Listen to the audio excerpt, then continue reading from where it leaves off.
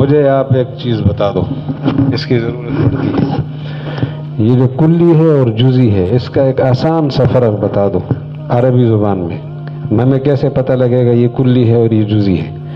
مفہوم تو جانتے ہیں، جس میں ذہن میں مفہوم میں اشتراک ہو تو وہ کلی ہے اور اشتراک نہ ہو تو جزئی ہے، لیکن دیکھ کر ایک بچے کو بھی ہم کہہ سکیں کہ یار یہ جزئی ہے یہ کلی ہے، اس کا کیا طریقہ ہے؟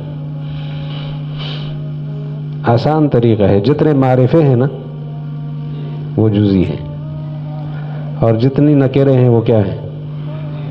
رجل کلی ہے اور الرجل جزئی ہے۔